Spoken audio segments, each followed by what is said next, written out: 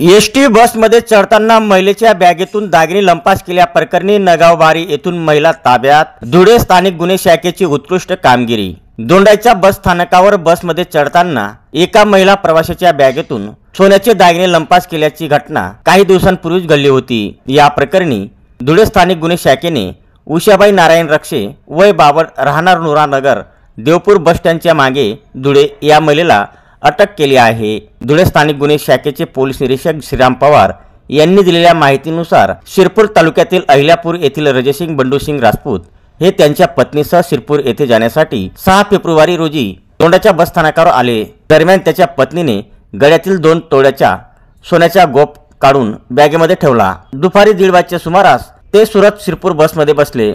बसमध्ये जास्त गर्दी असल्याने दोघे उभे होते। बस शिरपूरकडे जात असताना बामणे गावाजवळ राजपूत यांना बॅगेची चेन उघडी दिसली। त्यांनी बॅगेची तपासणी केली असता त्यातील सोन्याचा गोप चोरीला गेल्याचे लक्षात आले। या प्रकरणी दोंडाच्या पोलिसात गुन्हा दाखल होताच तपासाला सुरुवात करण्यात आली होती। सदर गुन्ह्याचा समांतर तपास धुळे स्थानिक गुन्हे शाखा करीत होती। दरम्यान धुळे स्थानिक गुन्हे शाखेचे पोलीस निरीक्षक श्रीराम पवार यांना मिळालेल्या गोपनीय माहितीवरून नगावबारी चौफुली परिसरातून उषाबाई रक्षे यांना ताब्यात घेण्यात आले।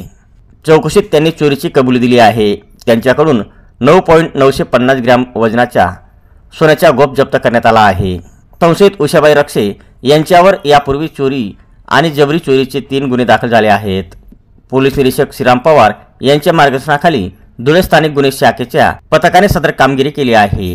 दिनांक 6 फेब्रुवारी रोजी दोंडाईच्या बस स्थानका येथून रजयसिंग बंडूसिंग राजपूत व त्यांच्या पत्नी या दोंडाईच्या बस स्थानकावर आल्या असताना रजयसिंग बंडूसिंग राजपूत यांच्या पत्नी यांच्या गळ्यातील 2 तोळ्याचे सोन्याचा गोप हा त्यांना मिळून आला नाही। त्यामुळे त्यांची खात्री झाली की त्याची चोरी झालेली आहे। त्याप्रमाणे त्यांनी दोंडाईच्या पोलीस स्टेशन येथे गुन्हा दाखल केला। सदर गुन्ह्याचा समांतर तपास करीत असताना महिला नामे उषाबाई नारायण रक्षे राहणार देवपूर बस स्थानकाच्या पाठीमागे ज्यांच्याबद्दल गोपनीय माहिती मिळाली की यांनी त्या ठिकाणी चोरी केलेली आहे। त्या पद्धतीने आम्ही गोपनीय माहिती खात्री केली असता सदर महिलेला महिला अंमलदार यांच्या मार्फतीने ताब्यात घेऊन त्यांना विश्वासात घेऊन विचारपूस केली असता त्यांनी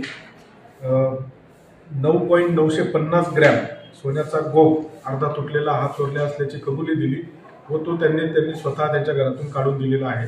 त्याची एकूण किंमत 37,000 रुपये अशी होते। सदर महिला यांना पुढील तपास कामी दोंडाईच्या पोलीस ठाणे येथे वर्ग करण्यात आले।